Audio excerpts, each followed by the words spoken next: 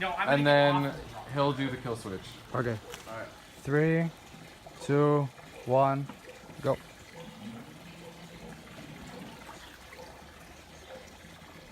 I'll turn it back on now. Careful.